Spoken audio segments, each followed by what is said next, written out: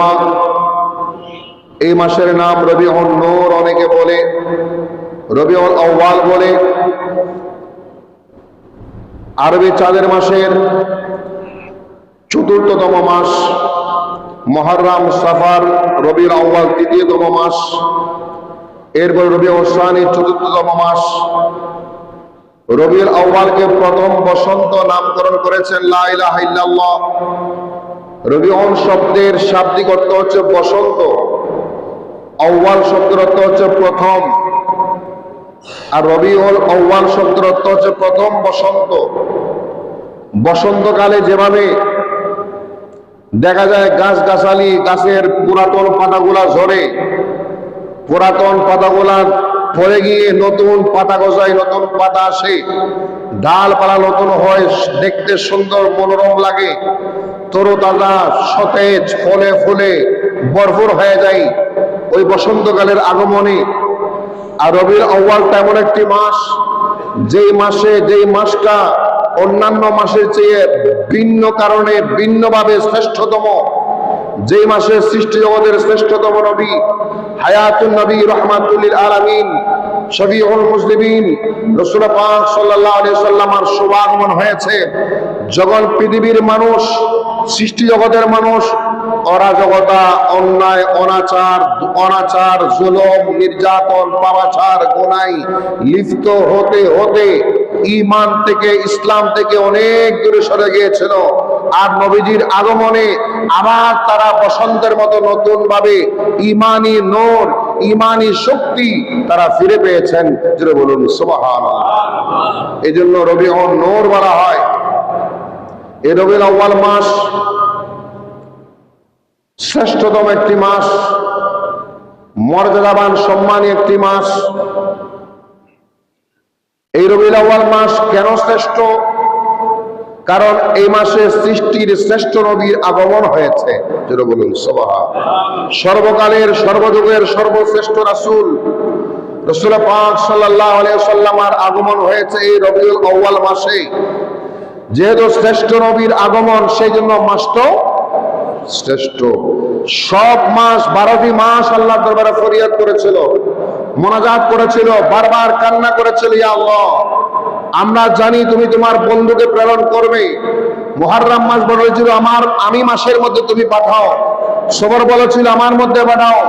এভাবে সকল মাস আল্লাহর নিকট অ্যাপ্লিকেশন করেছিলেন, দোয়া মোনাজাত করেছিলেন।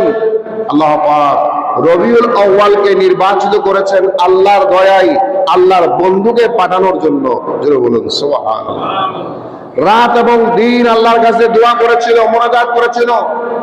রাত বারবার বলেছিল, ইয়া আল্লাহ, আমি রাত, অন্ধকার সময়, আমি রাতকে তুমি একটু সম্মানী করো, আমাকে একটু মর্যাদাবান হওয়ার তৌফিক দাও, আমাকে একটু সম্মানী হওয়ার সুযোগ দাও। তোমার বন্ধুকে তুমি রাত্রিবেলায় প্রেরণ করো। আবার দিন বলেছিল, আল্লাহ, আমার কাছে আমার কিছুই নাই, তুমি আমাকে একটু সম্মানী বানাও, মর্যাদাবান বানাও, সম্মান ইজ্জতওয়ালা বানাও। তোমার বন্ধুকে আমি দিনের মধ্যে প্রেরণ করো। আল্লাহ পাক রাতের দোয়া, দিনের দোয়া, ফরিয়াদ কবুল করে এমন সময়ে নবীজির আগমন ঘটিয়েছেন যেটা রাত এবং দিন, রাতের শেষ অংশে, দিনের প্রথম অংশে, যাকে সুবহে সাদিক বলা হয়। যেটা বলেন সুবহানাল্লাহ। আর যেটা বলেন সুবহানাল্লাহ। যাকে কি বলা হয়? সুবহে সাদিক। সুবহে সাদিকটা কিরকম? রাতের একেবারে শেষ, দিনের শুরু। রাত বলতে পারে আমার শেষ অংশে নবীর আগমন হয়েছে, দিন যাতে বলতে পারে আমার প্রথম অংশে নবীর আগমন হয়েছে। আল্লাহু আকবার বলেন। আমরা জানি রমজান মাস শ্রেষ্ঠ মাস, রমজান মাস অন্যতম মাস, মর্যাদাবান মাস, সম্মানী মাস। রমাদান মাস সম্মানী হয়েছে একটি কারণে, ইন্না আনজালনাহু ফি লাইলাতিল কদর। কোরআনুল কারীম নাযিল হওয়ার কারণে রমজান দামি, কোরআন শরীফ অবতীর্ণ হওয়ার কারণে রমজান করিম দামি। আবার শবে কদরের কারণে রমজান দামি। আর সেই শবে কদর, সে কোরআন কারীম, যেই নবী না হলে আমরা পেতাম না, কোরআন আমরা পেতাম না, শবে কদর পেতাম না, শবে বরাত পেতাম না, ঈদ উল ফিতর, ঈদ উল আযহা পেতাম না।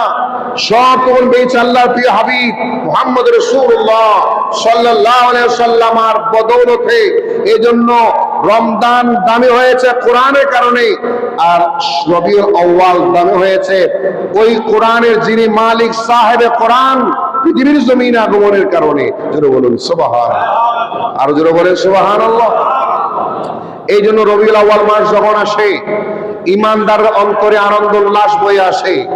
রবিউল আউয়াল মাস যখন আসে ঘরে বাড়িতে সমাজে অলিতে গলিতে পাড়ায় মহল্লায় দেশে গ্রামে বিশ্বে সমগ্র মানব জাতি মুমিন মুসলমানদের অন্তরে একটা কৌতূহল, একটা নব আনন্দ উদযাপিত হয়, নতুন আনন্দ আসে। ওই আনন্দটা কিন্তু কোনো কারণে না, টাকার কারণে না, সম্পদের কারণে না, ওই আনন্দ ঈমানের কারণে। যেই নবী না হলে আমরা ঈমান পেতাম না, মুমিন হতে পারতাম না, জান্নাতি হতে পারতাম না, জাহান্নামের মুক্তি পেতে পারতাম না। ওই নবীর আগমনের কারণে মুমিনের অন্তরে খুশি উদযাপিত হয়। জোরে বলুন সুবহানাল্লাহ। এই রবিউল আউয়াল মাস আসলে ইমানদার বান্দাদের ঘরে ঘরে আনন্দ, ছেলেদের অন্তরে আনন্দ, মুরব্বীদের অন্তরে আনন্দ, আবার বৃদ্ধ বনিতার অন্তরে আনন্দ। এই আনন্দটা কিন্তু রোজার কারণে নয়, ঈদ উল ফিতর এক মাস সিয়াম সাধনের কারণে, ঈদ উল আযহা কোরবানি করার কারণে, আল্লাহ সন্তুষ্ট অর্জন করবে পশু জবে করে। আর রবিউল আউয়ালের যে ঈদ, ওই ঈদ কিন্তু রোজার কারণে নয়, কোরবানি কারণে নয়, ওই ঈদ হচ্ছে ঈমান পাওয়ার কারণে। ঈমান ওয়ালা নবী, যার কারণে আপনি ঈমান পেয়েছেন, ওই ঈমান হচ্ছে বড় সম্পদ।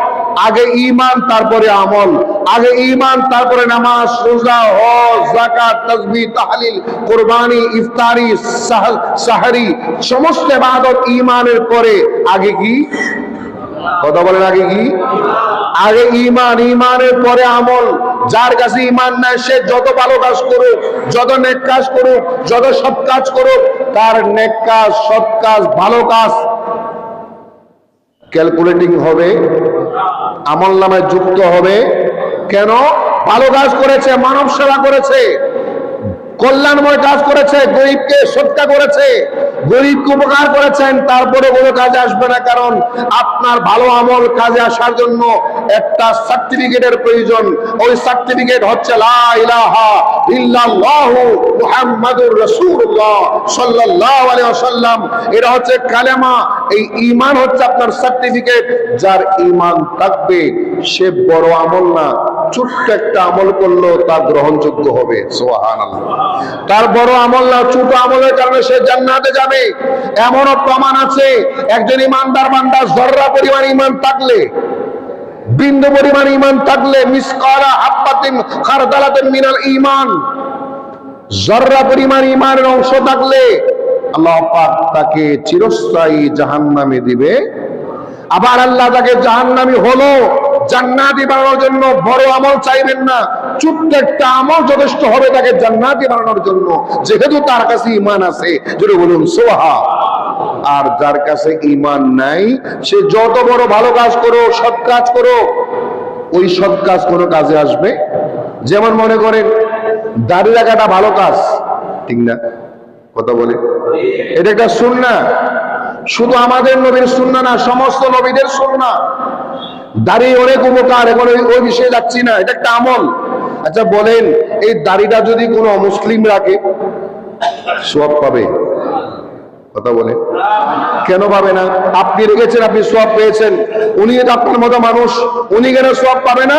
কারণ তার কাছে কি নেই? ঈমানের সম্পদ নাই, তার কাছে ঈমান নাই। ঈমান না থাকলে সে দাড়ি রাখলো, টুপি দিল, মানব সেবা করলো, জনদরদি হলো, সমাজ সেবা করলো, মানুষের কল্যাণ করলো, কল্যাণ হবে, সেবা হবে, কিন্তু সওয়াব হবে, কল্যাণ হবে, সওয়াব, কল্যাণ হবে, সেবা হবে, জান্নাতে যাওয়ার উসিলা হবে। আর আপনি ইমানদার, আপনি মুমিন, আপনি একজন সাধারণ মানুষকে সে রাস্তা চেনে না, শুধু রাস্তাটা দেখিয়ে দিয়েছেন। এই রাস্তা দেখাই দেওয়াটা আপনার জান্নাতের উসিলা হতে পারে। আল্লাহু আকবার। একজন সাধারণ মানুষ, আপনি ধনী, তার সাথে ভালো আচরণ করেছেন, ব্যবহার করেছেন, টাকা পয়সা দেন নাই, সুন্দর কথা বলেছেন, সুন্দর কথা বলেছে। একজন ভিক্ষুক, মনে করেন সে নিজেকে ছোট মনে করে আপনার কাছে হাত পাতে, ঠিক না? যে আপনার কাছে হাত পাতে সে নিজেকে কি মনে করে? ছোট মনে করে, আপনাকে বড় মনে করে। যখন আপনি তাকে 1 টাকাও দিলেন, 2 টাকাও দিলেন অথবা দিলেন না, যদি মন করে তার সাথে কথা বলেন, সে খুশি হবে না?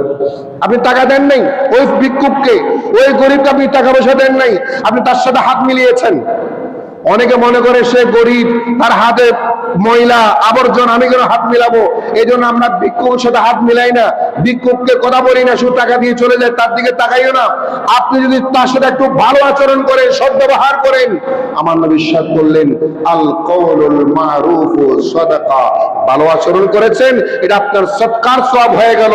ওই ঈমান থাকার কারণে এই ভালো আচরণটা আপনার জান্নাতে যাওয়ার উসিলা হয়ে যাবে। আল্লাহু আকবার।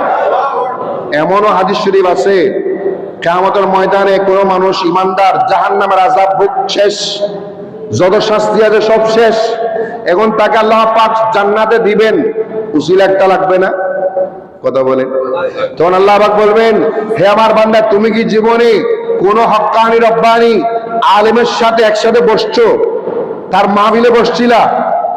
সে বলবে আমার তো এই সুযোগ হয় নাই, ব্যস্ত ছিলাম, ব্যবসা বাণিজ্য নিয়ে এত ব্যস্ত ছিলাম, আলেম ওলামার সাথে বসার সময় আমার হয় নাই। আচ্ছা ঠিক আছে, কোন আলেম ওলামা কোন মাহফিল করেছে, তার শ্রোতা হয়েছিল? তাও সময় হয় নাই। কোন আলেম ওলামা যেই গ্লাসে পানি পান করেছে সেই গ্লাসে পানি পান করেছিল? তখন সে বলবে আল্লাহ রে, একটা অনুষ্ঠানে আমিও ওই অনুষ্ঠানে ছিলাম, অমুক মসজিদের ইমামও ছিল, কিন্তু দেখেছিলাম তিনি যে গ্লাসে পানি পান করেছে, পরের বার আমি যখন বসলাম একই গ্লাসে আমিও পানি পান করেছিলাম। আল্লাহ পাক তখন বলবেন, এই একজন আলেম যে পানি দিয়ে পানি পান করলো, একজন আল্লাহর ওলি নেককার বান্দা যে পানি দিয়ে পানি পান করলো গ্লাস দিয়ে, ওই গ্লাসটা তুমি পানি পান করেছো, এই উসিলায় আমি তোমাকে জান্নাত দিলাম। আল্লাহু আকবার। আচ্ছা বলে, এটা কি বেশি কঠিন কাজ? কেন আপনাকে জান্নাত দিল? পানি পান করেছেন, এর 2 নম্বর কাজ।